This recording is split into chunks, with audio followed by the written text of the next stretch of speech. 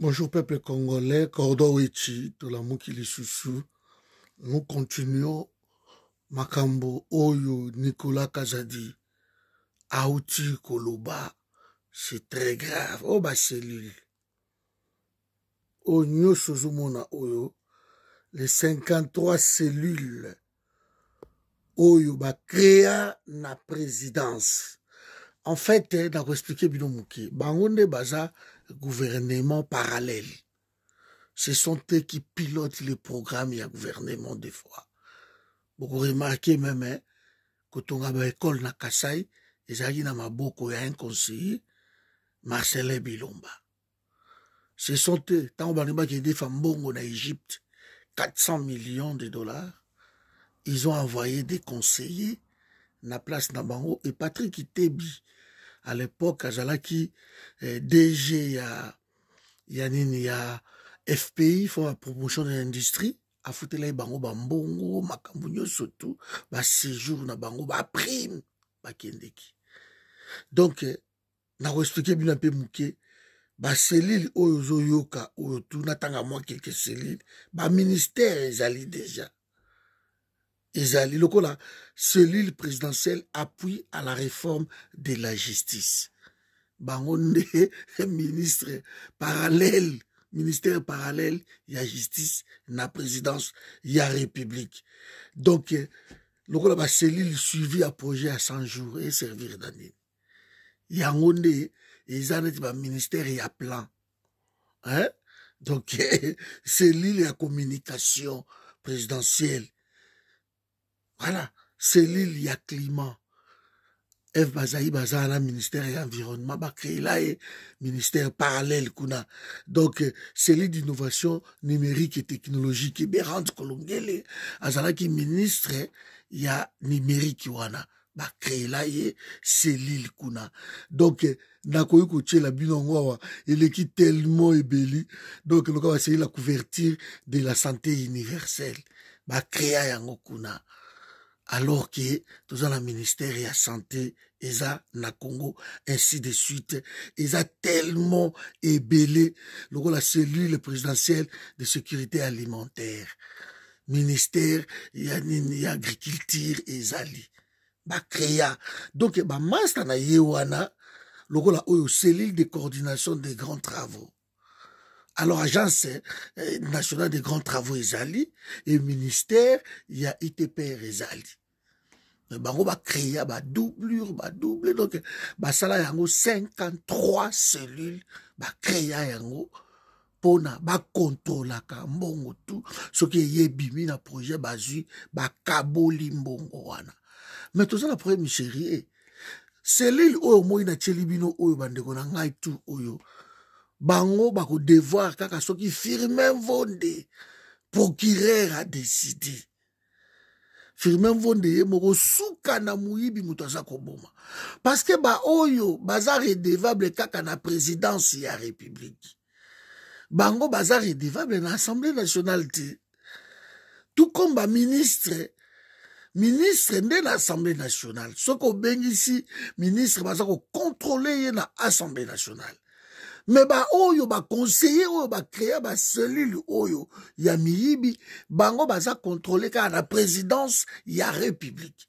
Donc Félix a sacrifié tout un pays, on créa un gouvernement parallèle et que baza ko piloter ba programme ya ba mbongo. Par exemple mbongo ya ki 30 millions ba kaboli yango na présidence, ba li yango comme ça. Parce que ce sont eux, bayebi que Assemblée nationale a obenga bangote, et baza na justice, na maboko. Anoma frère na Jacques Tshisekedi, de côté oyo, il joue avec le peuple congolais.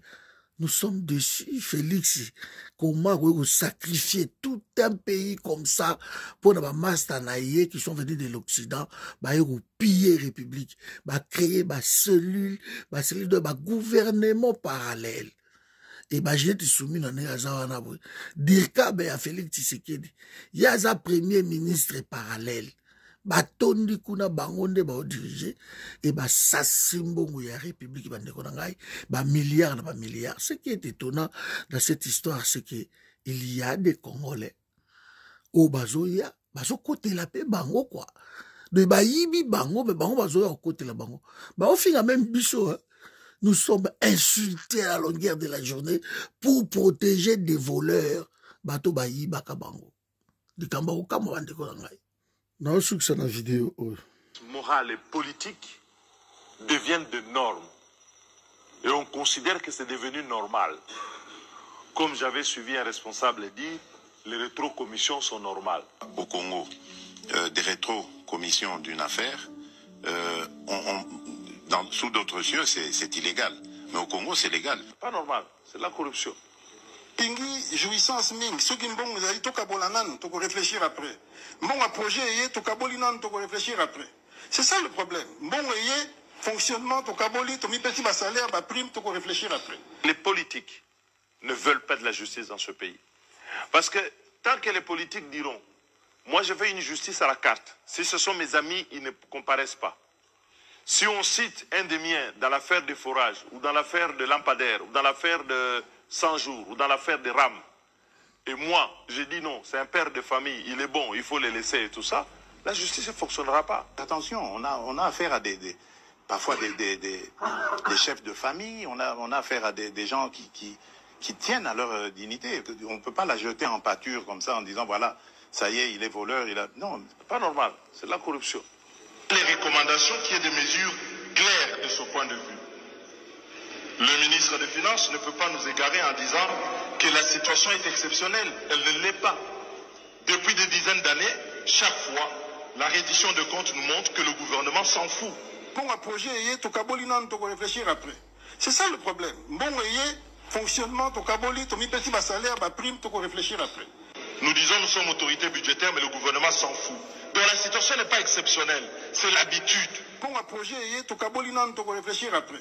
C'est ça le problème. Bon est fonctionnement tokaboli, tomi petit bas salaire, bas prime, toko réfléchir après. Mais il faut arrêter cette habitude. Elle est mauvaise et c'est une délinquance. Bon, un projet est tokabolinan, toko réfléchir après. C'est ça le problème. Bon est fonctionnement tokaboli, tomi petit bas salaire, bas prime, toko réfléchir après. Ah ben vous la gardez. De toutes les façons, on savait que vous êtes le pape d'une religion qui n'en veut pas. Il y a violation des règles, vous dites que vous retirez la parole. Vous négociez la criminalité financière. Vous négociez la criminalité, vous êtes ridicule. Bon, un projet est tokabolinan, toko réfléchir après. C'est ça le problème. Bon est fonctionnement tokaboli, tomi petit bas salaire, bas prime, toko réfléchir après. Vous êtes délinquant, vous. Vous l'êtes, vous. Voilà, Wanamboso, né à côté la Kibango. Parce que y a mon grand mouyibi, je vous signale que, abimisa 92 millions de dollars pour Asomba, Babis, Mboso, hein, Asomba Babisi, Assemblée nationale, Asomba Bisi Moko, peut-être à 10 millions de dollars. C'est ça, Batwango Bangoana. Et wana eza complot au Félix à Saleli République démocratique du Congo. Ye moko to somba ba avion na mbongo à République, to zaka na ba avion te et à chaque voyage na ye à Louisaka Congo ba avion. Moi si na ya somba ba avion, ba ya nango ba Louisaka Congo ba avion wana. C'est ça. C'est triste. Alors total